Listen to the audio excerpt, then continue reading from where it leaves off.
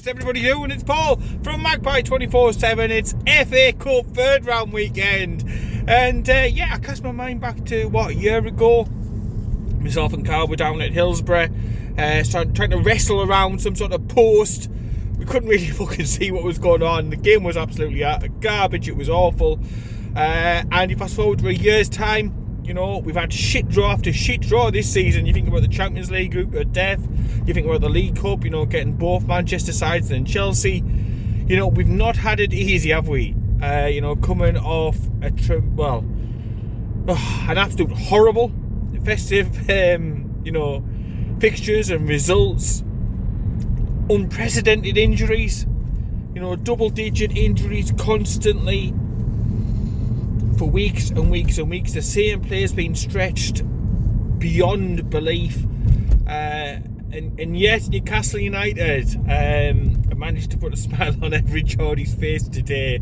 Everybody's got the swagger back because it was a comprehensive victory yesterday at the Stadium of Light, as Newcastle United ran out 3-0 victors. Now, it probably should have been, it could have been certainly, but certainly I would say it should have been more than that. Sean Longstaff on another day gets a fucking hat-trick. He had some unbelievable opportunities yesterday, did Sean. There were other chances for us to, add to the goal tally, but Newcastle United were in absolute and utter cruise control. The entire week, even in the lead up to the game, Newcastle United had just been winning. It doesn't matter where you look, what news story you pick up, Newcastle United were just on it. We're on a roll, and all signs were pointing to a Newcastle United victory, and that is what we got. And totally and utterly deserved. Sunderland, I thought, to be honest, that was probably their best chance to beat us now.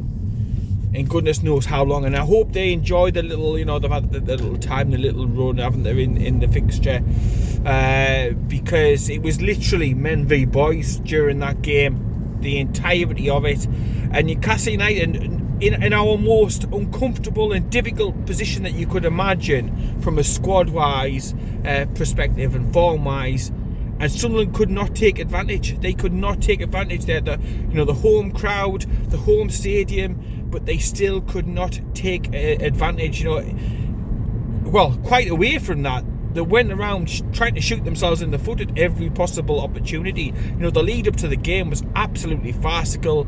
Their Black Cat Spa, the welcome that they rolled out was absolutely fantastic from a Newcastle United point of view. But from there must be some head scratching going on. Who has made some of the decisions on the lead up to the game? I just do not know. But their generosity stretched into the match. Own goals, penalty kicks. Fuck knows what their defender was thinking for the second, really. But very gracious hosts, I would say. Very, very gracious hosts. But that was their opportunity. Because Newcastle United, now the trajectory that we are on, the project that we are on, the ownership that we have got, we're only going one place. We're only going to be getting better and stronger. This squad will eventually, over the next couple of years, as FFP becomes less of a problem, as commercial revenues increase, the squad will get stronger. We will get even better players. We will have more of a complete squad as opposed to a good 11. And the underbelly, the underside isn't as great at the moment. But, future years, it is only going to get better and better for us. So the longer that Sunderland are out of the Premier League, the longer that they are, far away from us, that gap, that gulf that we all saw yesterday, and even Sunderland supporters were saying it, is only going to get bigger. It's only going to get bigger. And there'll be more misery on we're side, there's just no doubt about it, because whether it's this season, next season, or whenever they do eventually get promoted back to the Premier League, we could literally be right up there challenging week in, week out, season in, season out for honours, for the best players, so on and so forth. So at the end of the day, I just felt if they were going to strike, if they were going to try and do some harm to Newcastle United, it would and it should and it could have been yesterday, but nah, not in question, not from the first moment. I mean, Dubravka, did he even scuff his gloves up? I mean, the one save he did make was with his feet, off a wicked deflection. Great save by Martin Dubravka, clean sheet. So kudos to Martin Dubravka and the defence. But I just thought, all over the shop, we were absolutely in cruise control. We were absolutely fine. Even when Joe Linton went off, which was unfortunate because I think we had a different animal with him in as opposed to without him. His physicality, his presence, his aura is absolutely brilliant. I thought he might have been man of the match if he'd have stayed on for the entirety of the game. But yeah, that was the one disappointment when he went off. I was a little bit worried, will they come back in? They were trying their best, weren't they? All little 5 foot odd little uns running around trying to intimidate the Newcastle United team, which is full of big players. Nah, it didn't even work when they tried to take it out on a 17-year-old local lad. Nah, even those sort of tactics didn't work on the day. And we just weren't in danger, were we? They never really had a major spell where they came into the game and they were working Dubravka. None of that. They barely laid a glove on any Newcastle United player. And even the little bit of shenanigans that they tried. I mean, Anthony Gordon, they tried to rile him up, tried to get some sort of reaction, maybe try to get somebody sent off. Just didn't work. We were a class above in every single department, every metric. We dominated the possession, we dominated the ball, we worked well. I thought in the second half, there was a little bit more urgency to our play and a little bit more zip in the passing, which was maybe lacking a little bit in the first half. But as far as 90s go, in a pressure cooker environment like that was, I thought it was absolutely spot on. I thought we were spot on all the way through the game. Great to see Eddie at the end of the game as well, making all those substitutions and stuff. And a massive reward for Eddie Howe. Everybody stuck behind him. 99%. There's obviously always going to be that 1% batch, isn't there? There's always going to be that one idiot. But 99% of the fan base has been 100% dedicated behind Eddie Howe. They've been understanding the circumstances and what has gone off, an unprecedented injury crisis leading to a few dodgy results. But in the whole scheme of things, I put a post up yesterday. Eddie Howe, he saved us from absolute near certain relegation at one point when he first came in. And you look at the year, some of the signings that we've made, the cup final, taking us from that relegation scrap up to the Champions League. The PSG night, which was arguably probably our best night in the last 2 decades. Unbelievable. I cannot forget the scenes before the match, after the match, during the game. The atmosphere unparalleled inside the stadium. Eddie Howe has done all of this. Brilliant work. Absolutely brilliant. And there's a lot being made. And Sunderland supporters have come out, we spent all this money and this, that and the other. Look at some of the signings that were playing yesterday. Look at some of the players that were playing yesterday. It's not all about splashing the cash. Some of the best signings have been the sort of lesser under the radar signings, the cheaper signings.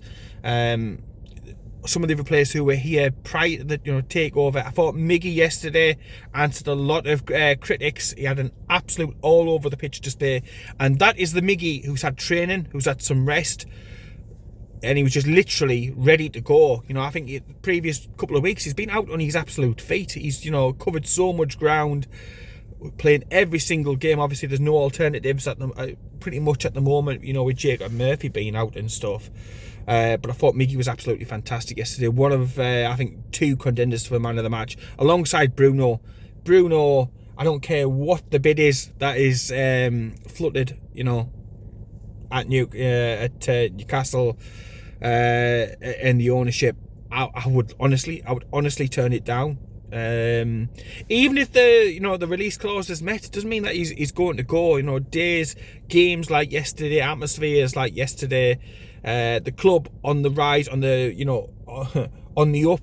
with the project and everything else like that, I think there's more reasons than ever to be optimistic to be able to keep hold of Bruno. But again, I thought he was absolutely fantastic. He was full of energy, again, all over the place, defensively, offensively, passes, the commitment.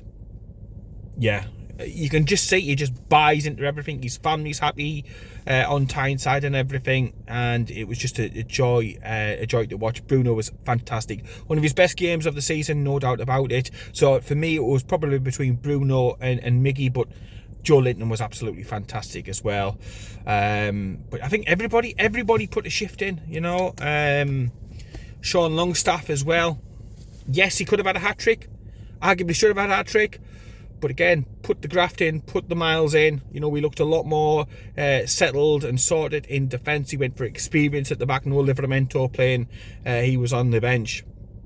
Trippier, he's had a little bit of a wobble. But honestly, on the day that marks the anniversary, it was a couple of years ago today. 2 years ago today that he signed from Atletico Madrid. And don't forget, he gave up on Champions League and fighting for championships over in Spain to join a dogfight on Tyneside. And one of the most critical and important moves was making that first move for Kieran Trippier. Thought he was absolutely fantastic yesterday, a calm presence. And I said on the build up to the game, I thought his leadership and possibly assists could make a huge difference in this match. So I was glad that he passed his fitness test. So hopefully no issues with regards to fitness going ahead for the next couple of games, which are going to be difficult, Manchester City and Aston Villa. But for now, we look forward to who we're going to get in the Cup. I was watching Middlesbrough v Aston Villa game last night, and I was sort of fingers crossed. Maybe we could get Middlesbrough. We should have had them, I would say, in the cup, but the League Cup. But que sera. I was hoping that we'd be able to get them. Unfortunately, Aston Villa had different plans. They scored about 88th minute, right at the end of the game, knocking Middlesbrough out. So it'll be interesting to see who we get in the cup draw. Let me know down below who you would like us to get in the cup draw. Be interested to read those comments and thoughts. Nice to get a home tie. Give more fans a chance to be able to see the team in person at St James's Park. So yeah, fingers crossed on a decent cup draw, because like I say, we've had some stinkers this year, haven't we? Champions League and League Cup and stuff like that. So FA Cup was a brilliant draw, an absolutely fantastic draw, and yeah, a great result. Absolutely and utterly delighted at that, and over the moon to be knocking the Mackhams out in the third round. It doesn't get much sweeter than that. Fucking love it. Absolutely love it. And just a big shout out to the fans inside the stadium. The scarves, the noise that they were generating, it just looked absolutely fantastic on the TV screens. So yeah, and again, an absolute credit. And I've made long away trips watching and supporting Newcastle United. Obviously wasn't lucky enough to get the ticket there this time, but it's some reward back for those travelling fans who've we've not done it really, have we, consistently enough away from home this season, barring the Sheffield United game and stuff like that. But saying that, it probably should have been another Sheffield United type score yesterday, to be honest. Should have been, but yeah, absolutely and utterly delighted. Barring the Joe Linton knock, fingers crossed it's not too bad. I was a little bit perplexed why he came out in the second half to be on for a minute or two. Yeah, he helped get the second goal, I suppose, and everything. But yeah, fingers crossed about Joe Linton, and then that's okay. The last thing we can afford is for many more injuries, to be honest. But yeah, we'll see how it goes. We have got players hopefully coming back within the next couple of weeks. The likes of Harvey Barnes will be a huge boost.